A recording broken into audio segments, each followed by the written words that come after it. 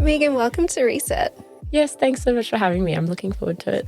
This is going to be fun. Today we are going to dive deep into relationships, dating, attachment styles, red flags, baggage that we might be bringing into relationships, all the things. But before we get started, I just wanted to say a big thank you to everyone who has been listening to Reset so far. This podcast is only a few months old and Meghan and I were just chatting about it. It's already been listened to from people over 30 different countries. Last month on YouTube alone, it reached just over 11,000 views on the Reset Podcast YouTube channel. So I just want to say a huge thank you. And this podcast isn't just me. Like, I get to do the fun stuff and sit here with our guests, but it's actually brought to life by our editing team led by Tom, the team in the Nest here in the studio where we film, and all of our epic guests who come and share their knowledge with us. So just wanted to say thank you. And if you're enjoying it, please subscribe, leave a review, share it with a friend. All the good stuff. It means the world. So thank you. Back to the interview. Meghan, you're a psychologist. You're the founder of GrayMind psychology practice, which is a beautiful boutique with multidisciplinary practitioners in Brisbane. And you guys work with a lot of high-performing women. Yeah. I'm curious, a lot of the high-achieving, epic, beautiful women in my world are currently single and struggling to find a partner. Why is this? Yes, it is. It's such an interesting observation because I think outwardly we can definitely see that for that cohort of women that they've got so much to offer. So it's probably, really hard for us to understand why they're struggling in the space of dating.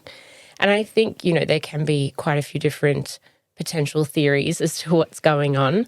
But personally, I would probably think that there's, I guess, maybe potentially two real things that might be happening here. And I think from my perspective as a psychologist, one is particularly like a readiness gap. So what I've maybe observed is that obviously women, particularly this cohort of women that are high achieving, self-aware, wanting to do a lot of self-development and work, they're the ones who are motivated to attend therapy and are motivated to assess what's happening for them, assess things like what we're talking about today, their attachment style, and are probably in a really different space in terms of what they're looking for in a relationship and what they have to offer in a relationship, which is beautiful to see. But I think that potentially the society we live in, we know that statistically men are less likely to be presenting to therapy due to how they're socialized.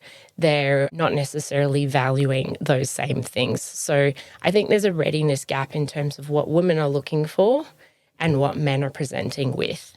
So I don't think there's necessarily not great men out there. I just think they're not really matching up in terms of when they're presenting or overlapping with one another.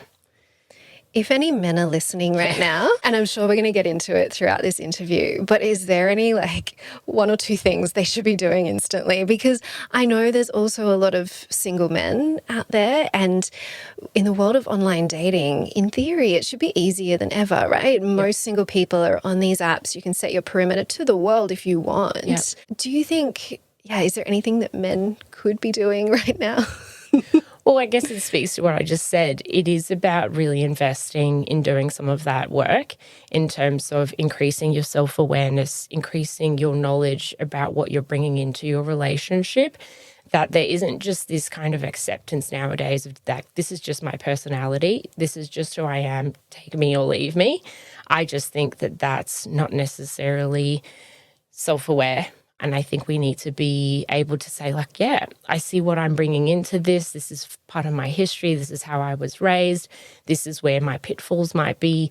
And I'm willing to do the work on that. And I have been doing the work on that. I think it makes, you a bit more of an option, more of an attractive candidate. I wonder there should be a new filter, have or have not been to therapy. Oh my God, right? Women would just love that, to be like, yep, okay, he's self-aware. Or at least he's on the journey.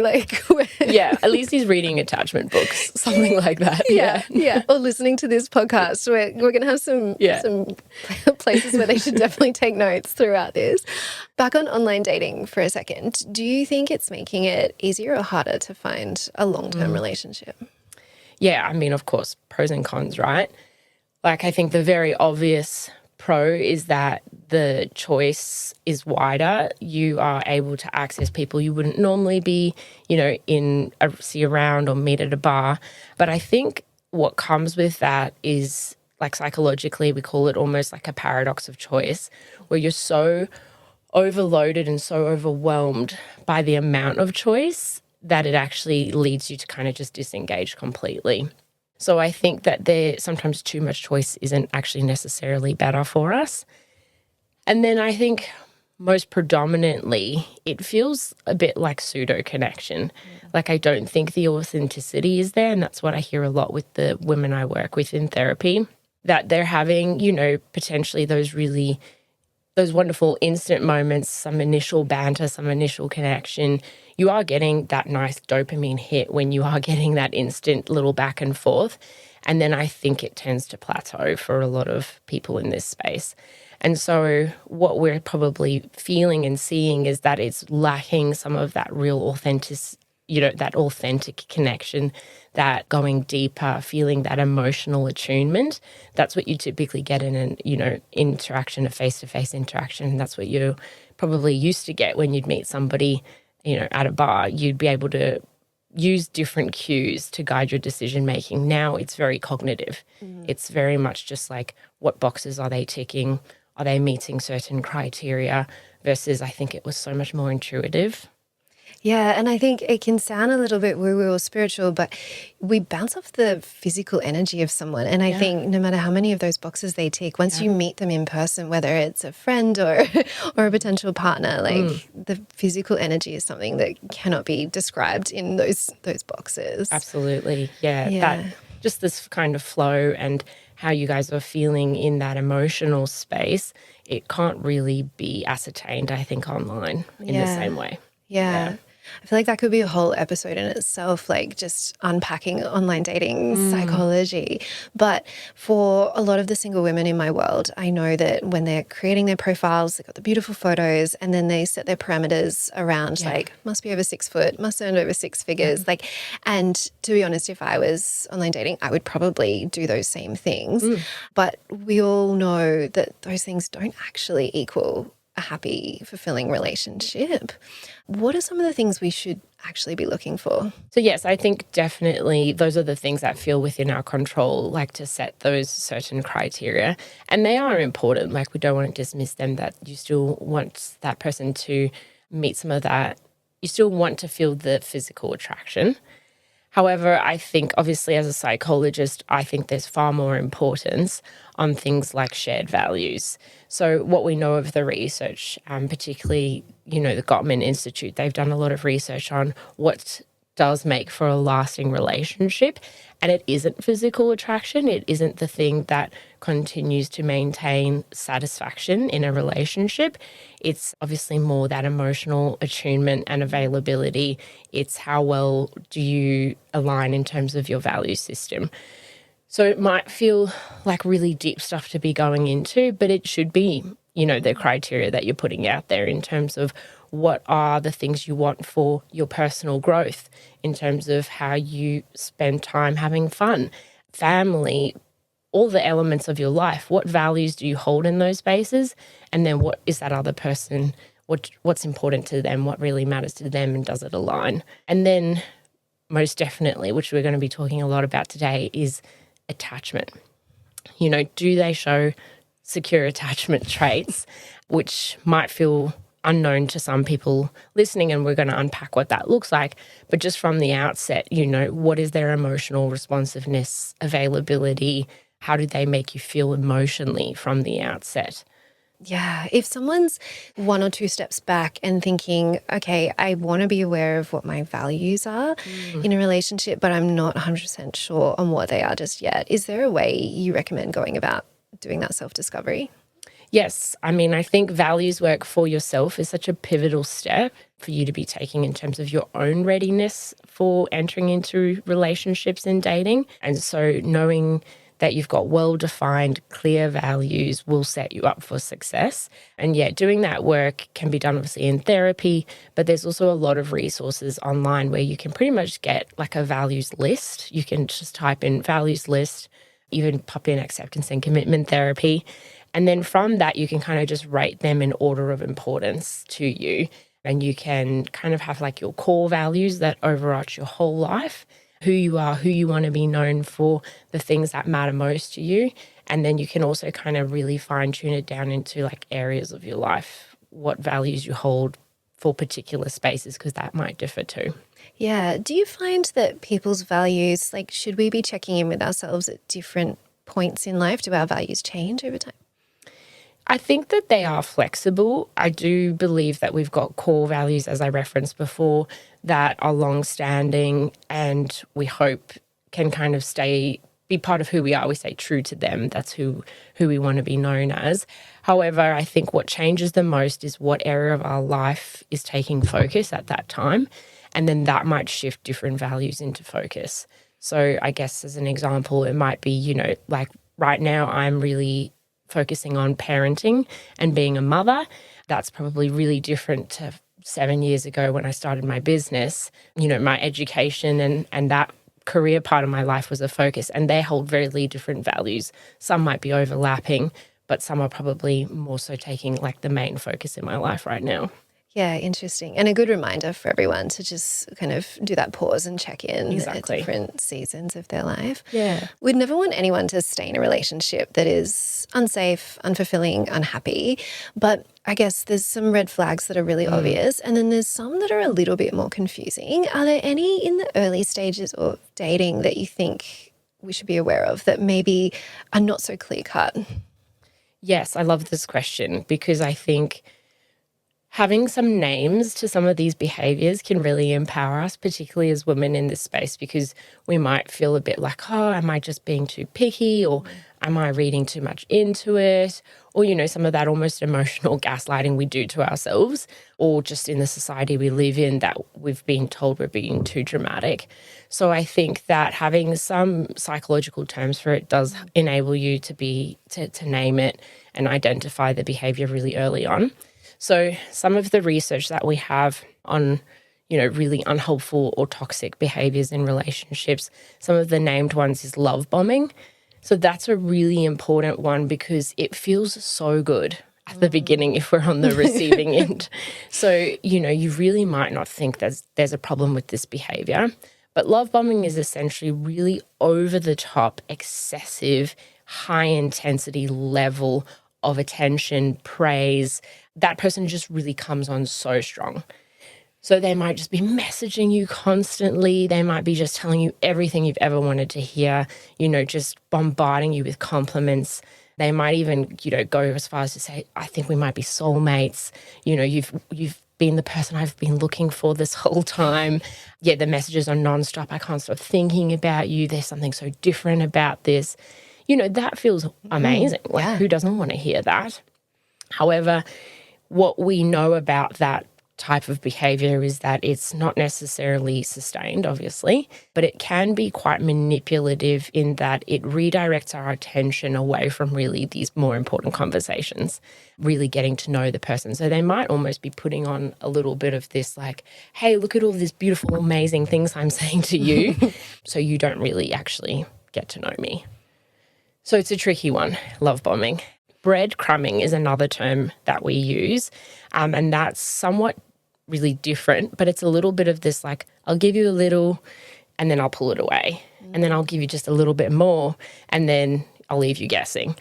So breadcrumbing is quite, it really keeps us in the dynamic because we're enticed. We're like, oh, hang on, like I actually really want a little bit more of what this person's giving me. Sounds quite addictive, actually. Yeah, it is. And that's, I think, again, why it's so manipulative, in that the person is left kind of being like, hang on, like I want to earn a bit more. Like, why isn't he giving me the full part of himself? What's he holding back? Oh, he's so mysterious. Like, I think I've heard clients describe that to me. And instantly I'm like, oh, we don't like mysterious. We like transparent, authentic, open. So, yeah, I think one of my favorite sayings I read in a book on like toxic relationships is you don't want the breadcrumbs, you deserve the whole meal. I love that. It's pretty good.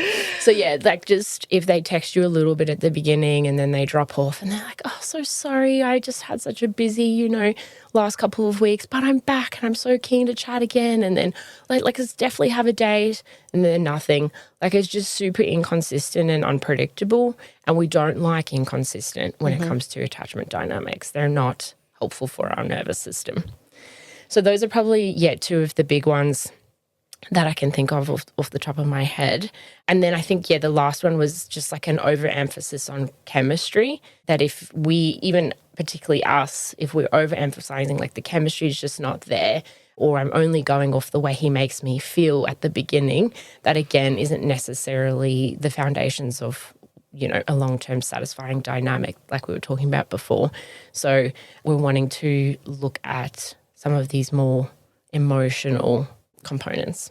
Yeah. And so most of our listeners are women, and obviously this conversation is skewed towards females, but can females present as love bombing, breadcrumbs, all these things as well? Of course, yes. Yeah. I apologise. I do use very gendered language because I particularly work with women in this space. And I guess the research has shown us that there is statistically more likely men presenting with some of these traits. But 100% we need to be aware of these in ourselves and what they indicate for us, that if we feel like these can be some of the patterns we bring into a dynamic with someone, is probably indicating some of our own fears and insecurities and attachment wounds, that we are really struggling with commitment. So we breadcrumb them, or we are really quite insecure and feeling worried about them getting to know us. So we love bomb them because we think that's a great tactic to get them pulled in. So yes, I think for men and for women, and receiving end or giving end. It's often easier to see red flags from the outside of a relationship. Is there a good way or a better way of highlighting some of those with a friend or a family member that we can see is in a new relationship and maybe being love bombed or breadcrumbed? Yeah, I think patterns is important to talk about rather than like once-off incidents. So rather than just like, oh, that message is so wrong, like why did you get that? That feels yucky. I think it's more like, well, actually, I'm really noticed over like the time you've been talking to them that they kind of do X, Y, Z. And that worries me a little bit, like just to see that they're probably being super inconsistent with you. I wonder how that would play out long term and how that would feel for you. So I think, if you can highlight something outwardly that looks to be like a pattern of behavior that indicates something deeper, perhaps they might be able to see it in a different way. Yeah. Is there a way that you would recommend as a psychologist to kind of ask permission from a friend before sharing that advice, or to gauge how open they are to receiving it? Yeah, I think that when we're trying to keep our friends safe and emotionally safe in these dynamics, that it's okay to bring something up even if they're not necessarily ready to hear it, because these things are quite powerful and these experiences can be really detrimental to them. But yes, I think absolutely there might be a point where they're just unable or unwilling to really see that, because they still really are hooked into the dynamic. The dynamic is meeting a need for them. So I think it's about really prefacing it of like, I want to bring this to your attention purely because I really care and it worries me and it's been niggling for me. When you're ready to see it or talk about it and unpack it together, let's do that. I appreciate if right now that doesn't feel like something that you're willing to look at. I'm able to still be open with you, talk about this relationship. I don't want you to shut down about it. So I only want to bring these things up to you because I really care. Something like that. Yeah, it's so tricky. And I have a good friend, and she's probably listening to this, and we've had this discussion very openly. But when we first met her now husband, none of us particularly were big fans of him. And we saw behavior that evening that we were like, this is not appropriate. And she actually asked us, she said, oh, what did you think of him? And we all took that as an opportunity to be honest. And yeah, people can change. And he actually spoke to us at their wedding and acknowledged that again, that Beautiful. when we first met, it was not the right version of him, and he apologized for that. And then since being married, he's a wonderful father to their kids and things like that. But it's awkward, like It is so to awkward. have that conversation and then to show up at the wedding. It's Yeah, we've all watched The Hills. We know what happened with Heidi and Lauren. It's just it's hard. It is. It's very difficult because we don't, we're so fearful of jeopardizing our friendship with that person. Yeah. Where that person then feels like they have to choose and they, pulled between two spaces. Yeah. And I 100% advocate that once-off behaviors are part of, that, this flawedness that we all have, this humanness. What I think matters more is the repair that follows and the accountability that follows. So that's why we are talking about patterns rather than once-off behaviors or incidents that can occur in a dynamic, that we're not setting unrealistic expectations for our friends and for ourselves that the person isn't going to stuff up and we're not going to stuff up. Yeah. But what we're looking for is, then how does that person manage it? So hearing, that person was able to talk to you all, was able to kind of face up to it, was able to take some accountability, even apologize. Those are beautiful, behaviors that indicate true change. Yeah. Yeah. Yeah. And that personal growth journey that I think we're on our entire lives, right? Like you said, no one is perfect.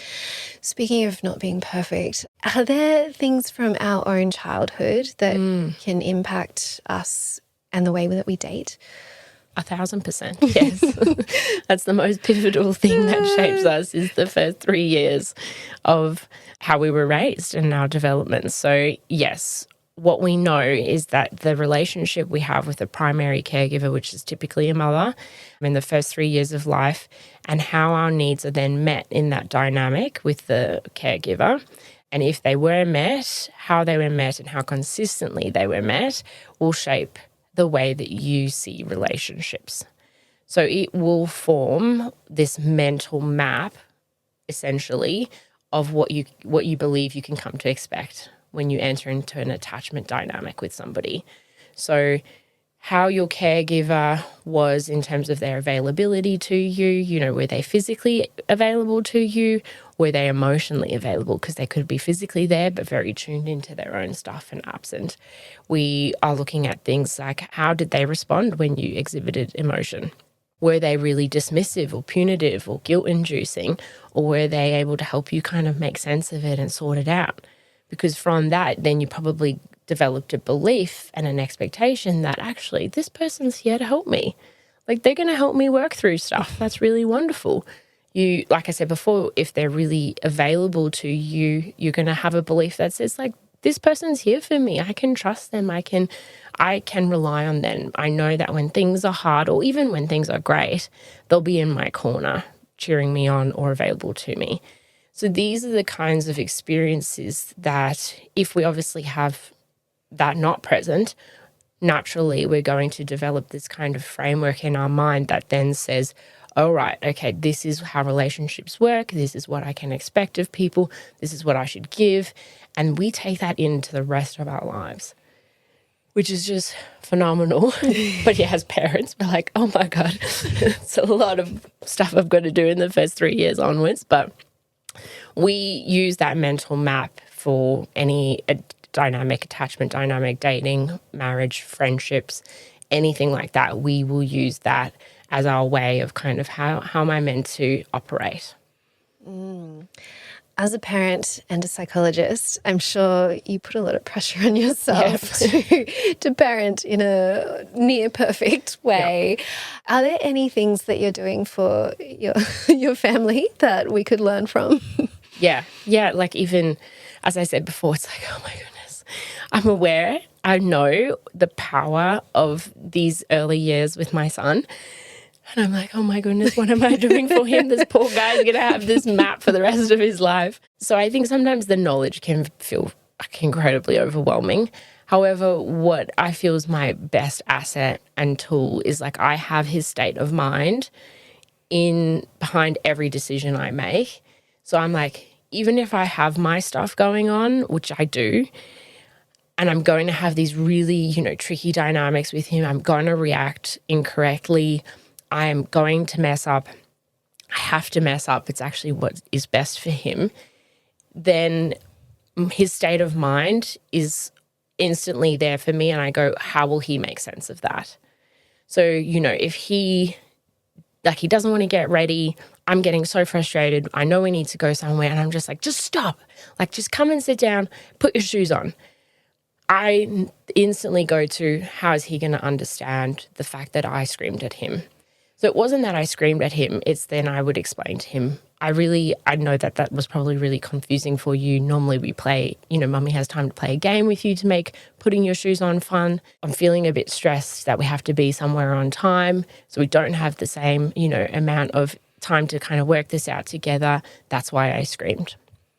So as a parent, it's always just kind of helping them, make sense of the situation that isn't like them then assigning the blame to themselves. Like, I'm being naughty, I'm being too much, I'm being chaotic, because those are the beliefs we then take into our relationships, right? So that then if he's then later in life in a relationship and he's being a bit like, woohoo, and then a friend's like, can you just stop? Like, you're being so much. Instantly, it's going to trigger that belief. Whereas hopefully he'd be able to go, oh, that person's probably having a bit of a rough day. My mum explained that to me, but he won't have it that consciously. It's so interesting, isn't it? Like, consciously he won't remember those conversations, but subconsciously it is literally, like you said, programmed the way he shows up in every relationship. Yeah. Let's talk about attachment styles. Yeah. And for anyone listening, you might want to grab a pen, take notes here. Can you summarize for us what the attachment styles are and how they sort of present?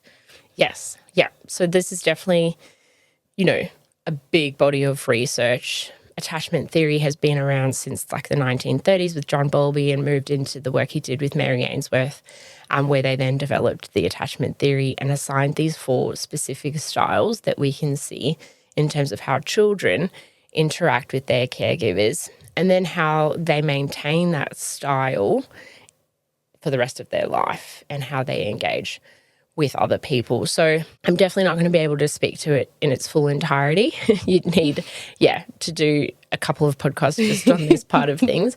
So when we're looking at attachment styles, we know that they kind of feature on 2 dimensions. It's how anxious does a person feel about being in an attachment dynamic, and then how avoidant do they feel about attachment dynamics.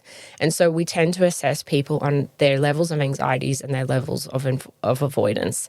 So from that, we then are able to categorize them across the 4.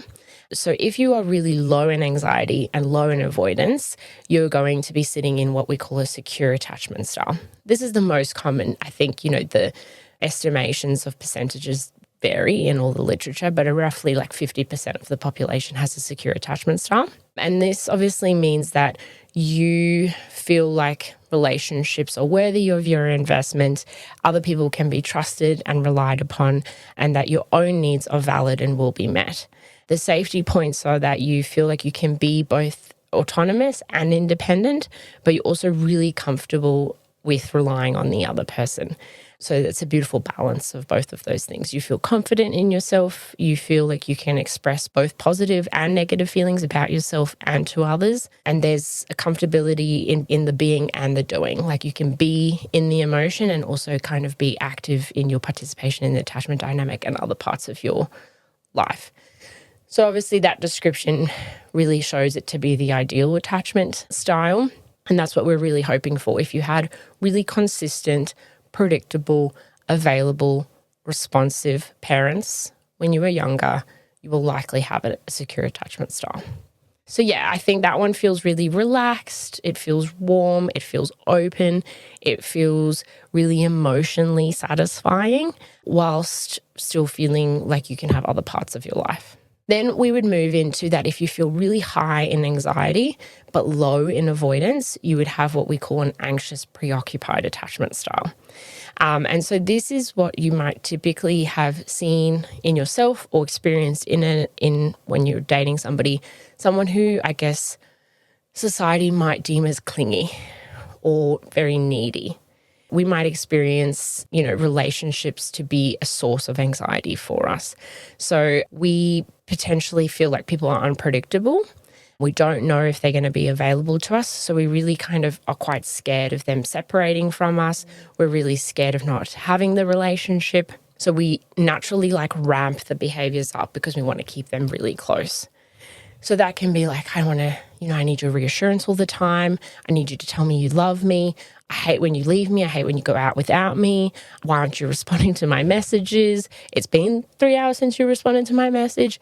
There's kind of a lot of just this hyper vigilance to the relationship, the person in the relationship. Do they still love me? It's so much fear, which is really hard. And you can have a lot of empathy for that kind of attachment style. Safety points for this person would be that they actually love to depend on the person. So they actually feel safest in a relationship. They feel really safe with closeness and intimacy. They feel safe with expressing their feelings, and they actually feel really safe with being vulnerable. I always talk about each attachment style has strengths. These aren't bad attachment styles. You're not faulty or defective for having these attachment styles. You're going to bring these strengths into it, and then you're going to have these fear points. And it's just being so aware of what's functioning for you, right? And so then, yes, what are their fear points for this anxious attachment style is, of course, they feel really overwhelmed by separation, physical and emotional. They don't like autonomy and independence in the other person and themselves. They have quite a helpless dynamic, I need you to do things for me. And struggle a lot with that kind of mastery and competency part of things for themselves. And so, how we might experience an anxious attachment style is this enmeshed, helpless, intense, really hard to step back from, anxious and very self-doubting, emotionally overwhelmed, and that hypervigilance. So I think for some people, they can experience it as very suffocating, which is very difficult because that person just desperately wants that reassurance that they're going to stay. And this is typically when we have parents who, like I mentioned before, very inconsistent. Sometimes they would be available for us, sometimes not. Sometimes they would help meet our needs and help us work through things. And then other times they'd just be completely dismissive and just be like, I don't have time for this. So that poor person's thinking what am I going to get? That little person's just, their model of relationships is this can't be trusted. Just do everything you can to keep it there. Again, makes me sad. So you can have empathy for these behaviors, particularly if you're listening to this and you're experiencing it from the other side. If you're thinking, I think my partner might have that attachment style, it's a wonderful way of tapping into empathy. And so then, I'll get to kind of the third one, which is dismissive avoidant. And that is what you would expect is low in anxiety but high in avoidance around attachments. And that the thoughts are typically I need to be self-reliant, others can't be relied on to meet my needs or manage anything for me, I need to sort everything out myself. They typically fear intimacy and they will retreat a lot into their work, activities, other parts of their life. So a relationship will be last on the list of priorities for this person. Fear points, dependency. You can see that these are quite polar opposite attachment styles. They don't appreciate nor like closeness and intimacy. They don't want to talk about their feelings. They will deny that they have feelings. They will deny that they have negative feelings. They'll say, I just like to be positive. And they're very much, feel best when they're just doing things. They don't want to just be with the person. So we would say their fear point is the being in a relationship. And that speaks to their safety points is they want to be autonomous. They say, we need to do our own thing. We need to be separate from one another. They will value things like intellect over emotional attunement. They'll often use deflecting kind of strategies like humor to just be like, don't be silly. This is not an issue. So for how we might experience an avoidant attachment style, that person might feel really cold. They might feel really distant, really absent. We might constantly be thinking, like, I want more from them. I need more from them. I just can't quite get it. We might think they lack sensitivity or lack capacity to engage in the relationship at all. Quite withdrawn and, emotionally unavailable or very slow to commit to the relationship at all. So, very, very different styles. And then the last style is the least common, and this is more from a trauma perspective. That we know, this is probably more like the 3% of the population. Still worth speaking about because it's the fearful avoidant, or sometimes what we call disorganized attachment style. Very high in anxiety and high in avoidance. So you can imagine that's very confusing for the person. They're like, I feel so scared about having a relationship. That's the avoidant part of them, whilst I'm so petrified about not having it.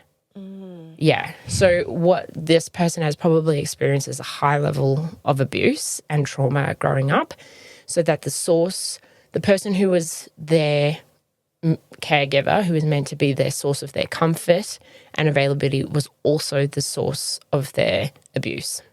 So that this person obviously has a really confusing model of relationships, that the people I need are the people that hurt me. So, typically we obviously experience these people to be highly chaotic in their relationships, very push-pull, very unstable, unpredictable. They will struggle to have relationships in a meaningful way or a long-term way. And for them, you can imagine the fear points and the safety points are a bit of both. They will feel safest alone, only for like the very next moment to feel that they really desperately need people. So that's why you'll experience them to be like, come here, go away, come here, go away. You can see that across these kind of 4 attachment styles, each of them are really just based on how you experienced your caregiver early on, and then how in your later life you're kind of making sense of, what do I expect from my partner? And then if I have these certain expectations, what behaviors do I bring into the relationship that will support me to feel like I can still stay in it? So if I'm really scared they're not going to be there, ramp it up. Or if I'm really just, like my early caregiving experiences, that my parent just didn't give a crap, they weren't there at all, very absent, very dismissive, then like, why would I go into relationships? I'm just going to avoid them. So you can kind of make sense of it that way. It's so interesting. Do you find that most people are able to kind of self-diagnose what attachment style they have, or is there a bit of work involved?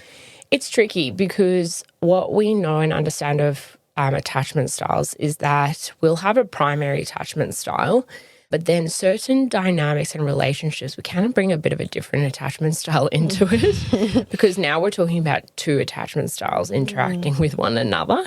So I know for myself, I can have a really secure attachment with my son because it feels so natural and intuitive. And then when it comes to certain dynamics in my life, I do bring, somewhat more heightened anxious attachment behaviors into it that I typically don't have with, say, my son or my husband.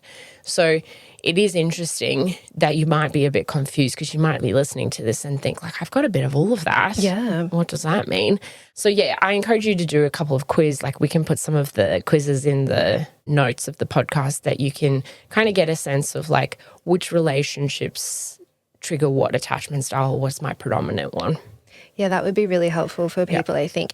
And speaking of relationships, are certain attachment styles drawn to others? Like, is there chemistry between, like... Yeah, gosh, it's so interesting.